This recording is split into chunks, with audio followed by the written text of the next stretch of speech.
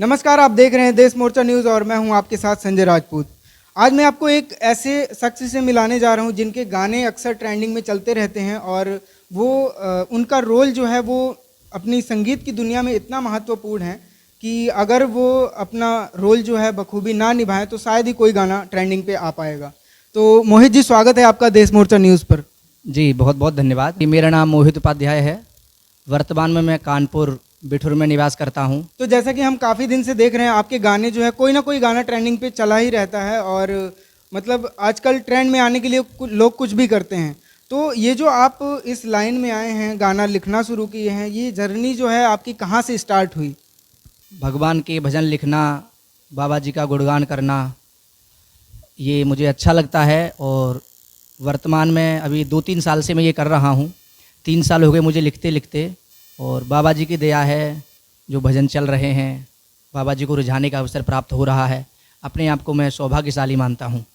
तो इससे पहले कि हम और आगे बढ़ें, मैं जानना चाहता हूँ कि आपकी फैमिली में कौन कौन है और आपको कौन ऐसा व्यक्ति है जो आपको बहुत ज़्यादा फैमिली में सपोर्ट करता है, क्योंकि कोई ना कोई अगर सपोर्ट करने वाला होता है तभी इंसान कुछ ना कुछ कर पाता है।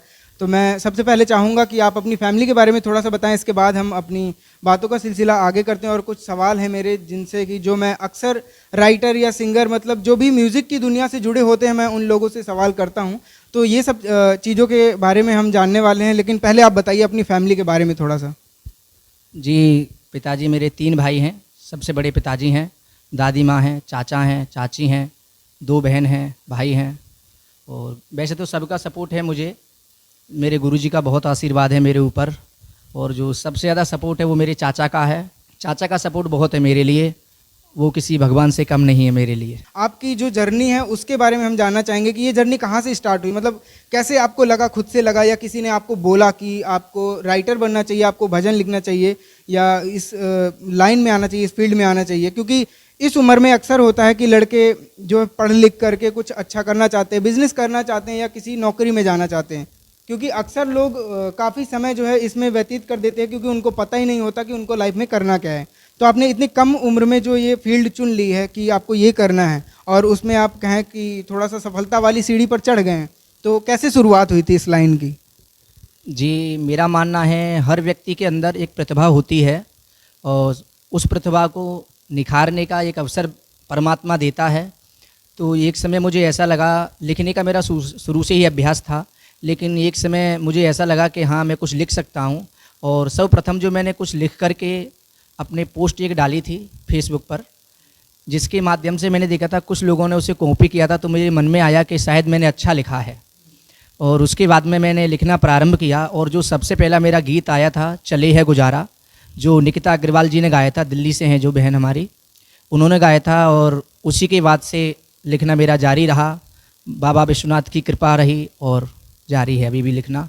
और उसके बाद में काफ़ी भजन आ रहे हैं, कुछ आने वाले भी हैं और चालू है लिखना अभी। तो अभी हाल ही में एक गाना ट्रेंड हुआ था, हर हर शंभू, तो जो जीतू शर्मा और अभिलिप्सा पंडा ने गाना गाया था, तो वो गाना शायद आप सभी ने सुना हो। तो उनके चैनल के लिए भी इन्होंने गाने दिए हैं और अभिलिप्सा पंडा हैं जो उनके गाने भी अभी लगातार ट्रेंड कर रहे हैं, तो उनके लिए भी आपने गाने दिए हैं। तो कौन कौन से ऐसे गाने हैं जो आपने उनको दिए हैं और जो अभी हाल ही में ट्रेंड में चल रहे हैं?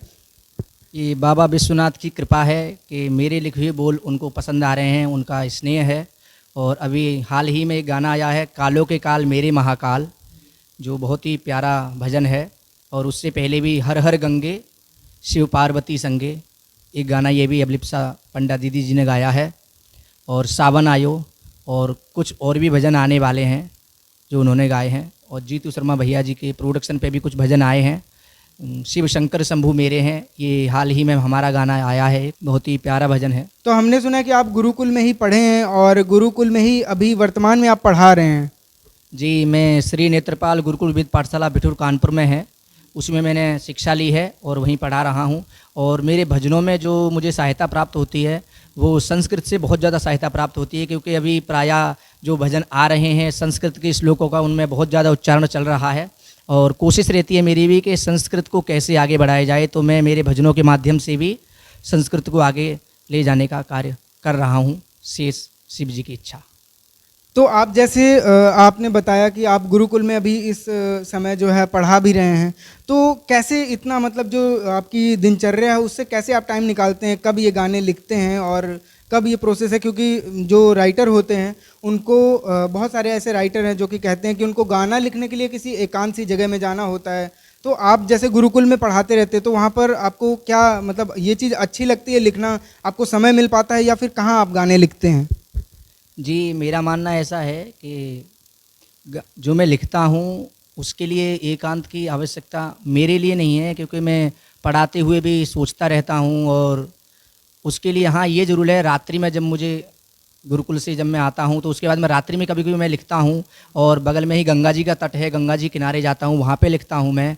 और बाबा जी की कृपा से सब लिख जाता है बढ़िया, और ये बाबा जी की कृपा ही है जिससे मैं लिख पा रहा हूँ, और गुरुकुल में समय निकाल करके भी लिख लेता हूँ। तो जैसे कि आज की डेट में सभी ट्रेंड पे आना चाहते हैं, कोई अपने काम को करके, कोई गाना गा के, कोई लिख करके, हर व्यक्ति जो है वो ट्रेंड पे आना चाहता है।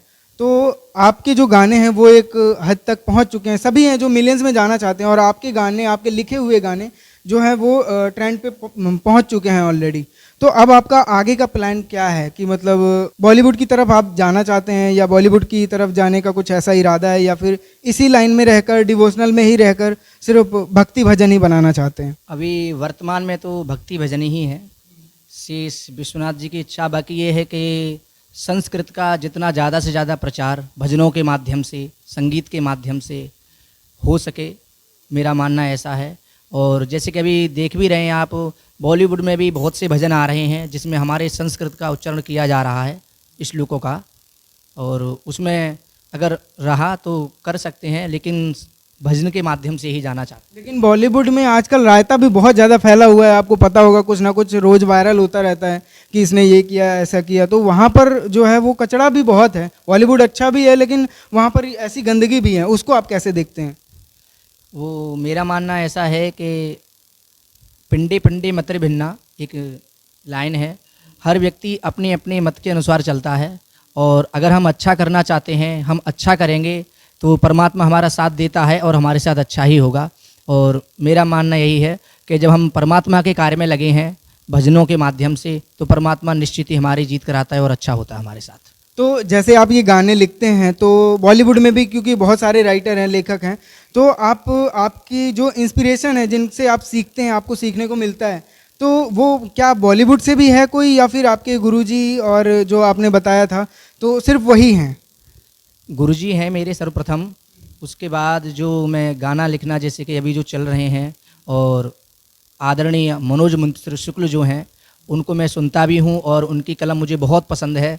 मैं कोशिश करता हूँ उस प्रकार कुछ लिखने का, और बाकी विश्वनाथ जी की इच्छा जैसा हो। बाकी मैं उनको बहुत आदर्श मानता हूँ और गुरुजी के आशीर्वाद से चल रहा है। क्योंकि आप एक राइटर हैं और जितने भी लोग ये संगीत लाइन से जुड़े होते हैं, उनसे सभी से मेरा एक पर्सनली सवाल होता है। जैसे कि मैंने अभी पिछला एक जीतू शर्मा का भी इंटरव्यू लिया था, तो उनसे भी मैंने एक सवाल किया था। तो मेरा सवाल एक ये रहता है, पर्सनली मेरा सवाल है, और मेरे साथ कुछ ऑडियंस है जिनका सवाल है ये, कि जैसे कि कोई भी आप गाना सुनते हैं, तो जैसे कोई भी आरती है या भजन है, बहुत सारे आजकल की किसी भी भजन को देख लीजिए, मैक्सिमम आपको 80% ऐसे भजन मिलेंगे जहाँ पर तू बोला जाता है। लेकिन मैं आप सभी लोगों को बताना चाहता हूँ कि ऐसे भी भजन है जहाँ पर भगवान को आप कह के बोला जाता है या तुम कह के बोला जाता है। तो इसे आप कैसे देखते हैं? जी, मेरा मानना है सर्वप्रथम तो तू शब्द का प्रयोग नहीं करना चाहिए। अगर भगवान हैं और हमसे बड़े हैं तो तू का तो शब्द प्रयोग करना ही नहीं चाहिए। एक मिनट में आपको बीच में रोकूंगा कि जैसे कुछ लोगों से मैंने और भी पूछा था, तो उन्होंने बोला कि अगर तू नहीं डालेंगे तो हमारा गाने की जो एक राइमिंग है वो नहीं बनती है। तो इसे आप कैसे देखते हैं कि मतलब अगर तू नहीं लिखा जाएगा तो क्या वो गाना नहीं बनेगा, या ऐसा? नहीं, वो कभी कभी ऐसा भी होता है, जैसे जो लिख रहे हैं किस भावना से लिख रहे हैं, क्योंकि भावना क्या भावना है हमारी।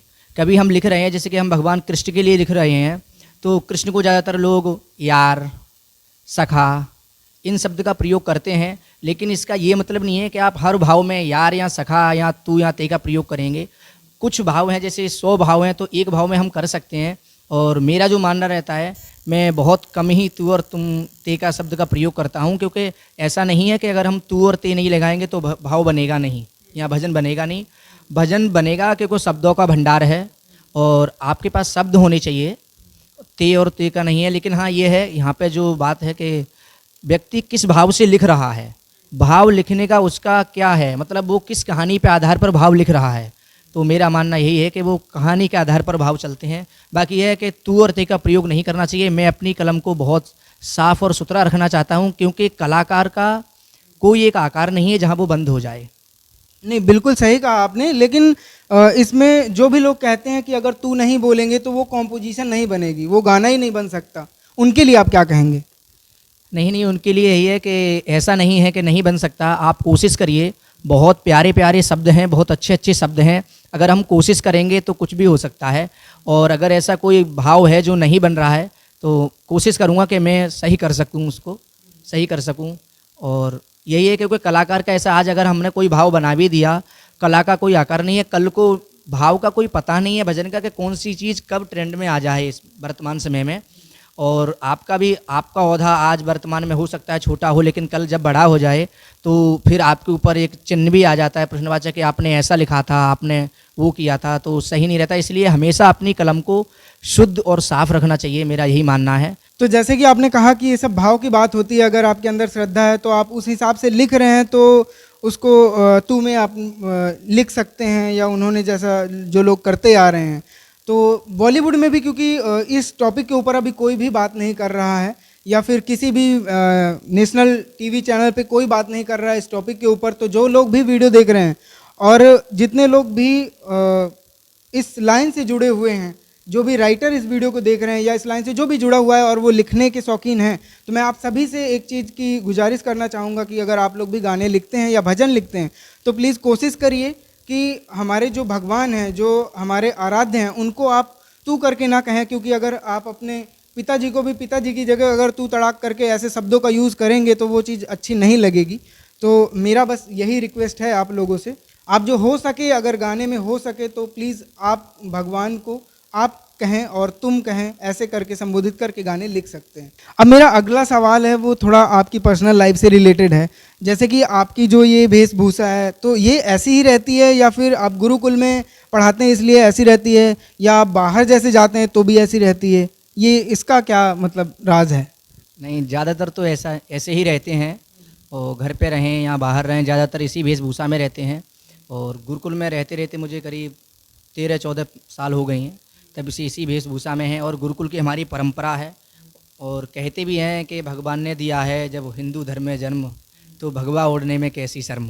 तो जैसे कि आपने बताया 13-14 साल से गुरुकुल से जुड़े हैं, गुरुकुल में रह रहे हैं, तो आगे का आपका फ्यूचर प्लानिंग क्या है? कि मतलब जैसे आपकी वेशभूषा है, तो ऐसी वेशभूषा में लोगों के दिमाग में ये चीज़ें नहीं आती हैं जो चीज़ें आपके दिमाग में आ रही हैं। मतलब कि मैं अगर बात कहूँ इस जनरेशन की, जैसे कि आपकी जो उम्र है, तो ये उम्र अभी इस चीज़ की नहीं है, मतलब जो आज की जनरेशन है उसके हिसाब से। क्योंकि आज की जनरेशन इस उम्र में कोई नौकरी करने का सोच रहा है, तो कोई चिल कर रहा है पहाड़ों में जाकर, वादियों में जाकर, कोई गाड़ी से घूम रहा है। तो आपका क्या ख्याल है ये सब के बारे में? नहीं, ख्याल ऐसा है कि भगवान ने बोला भी है, तुलसीदास जी ने बोला भी है कि बड़े भाग मानुष तन पावा। तो ये जो हमको मनुष्य का जन्म मिला है, ये बड़े भाग्य से मिला है। और ये है कि भगवान ने जब मनुष्य जन्म हमको दिया है तो क्यों ना इसका सदुपयोग किया जाए, ना कि इसको व्यर्थ के कामों में लगाकर बर्बाद करें या फिर। और बाकी यह है कि भगवान के काम में अधिक से अधिकतर रहेंगे हम। तो जो लोग भी आपको देख रहे हैं या आपके गाने से वो लोग इंस्पायर हो रहे हैं, उनको एक सीख मिल रही है कि नहीं हमें भी ऐसा करना है, या वो लोग आपकी तरह बनना चाहते हैं, मतलब मिलियंस में जाएं, उनके ऐसे गाना वो देना चाहते हैं, उनको आप क्या कहेंगे कि वो कैसे आगे बढ़ सकते हैं, कैसे ऐसे सिंगरों से मिल सकते हैं, या क्या उनके लिए ऐसा जो लोग, क्योंकि कुछ बहुत सारे लोग हैं जो ये सब चीज़ें करना चाहते हैं लेकिन वो जो अवगुण हैं हमारे समाज के उन तक ही सीमित रह जाते हैं, उनको आप क्या कहेंगे? जी, कभी कभी क्या होता है, जैसे कुछ हम नया शुरू करते हैं कोई भी चीज़, तो परिवार का या रिश्तेदार का या किसी का हमको सपोर्ट एकदम नहीं मिलता है। तो हमको क्या है कि हमको जो पहले तो जो कर्म हम कर रहे हैं, पहले हमें स्वयं सुनिश्चित कर लेना चाहिए कि ये कर्म जो हम करने जा रहे हैं या कर रहे हैं वो सही है या गलत है। अगर वो सही है तो हमको उस पर काम करते रहना चाहिए, क्योंकि सफलता तुरंत नहीं मिलती, बहुत संघर्ष के बाद ही सफलता मिलती है। और अगर आप सोचेंगे कि आप जैसे आप लिख रहे हैं आपका तुरंत मिलियन में व्यूज़ आ जाए, तो ऐसा नहीं होता है, काफ़ी कुछ संघर्ष करना पड़ता है। मैंने भी कम से कम 25 से 20 भजन मेरे यूट्यूब पे आए हैं, जिसमें से 4-5 भजनों को सफलता मिली है, मिलियन में व्यूज़ गए हैं, और अभी कुछ भजन जो हैं वो आने वाले भी हैं। तो जो लोग लिखना चाहते हैं या लिख रहे हैं या संगीत की दुनिया में हैं, आपका जो कार्य है वो सच्चा और ईमानदारी से होना चाहिए। परमात्मा आपका साथ अवश्य देगा। चलिए, बहुत बहुत धन्यवाद आपका इतना कीमती समय हमें देने के लिए, क्योंकि आप गुरुकुल में पढ़ाते भी हैं और वहाँ रहते भी हैं, तो बहुत मैं समझ सकता हूँ कि इतनी व्यस्ततम समय से आपने हमें समय निकाल कर हमें टाइम दिया, उसके लिए आपका बहुत बहुत धन्यवाद। और मैं चाहूँगा कि ये इंटरव्यू का यहीं से समाप्ति करें, तो मैं चाहूँगा कि लास्ट में आप कुछ संस्कृत के मंत्र बोल करके और इस इंटरव्यू को ख़त्म करें। हरिः ॐ मा विश्वानि देवा सवितर्दुरितानि पाराशुव जद्भद्रन्तन्न आशुव। हरिः ॐ शान्ति शान्ति शान्तिः। सर्वेभ्यो नमो नमः इति शुभम्।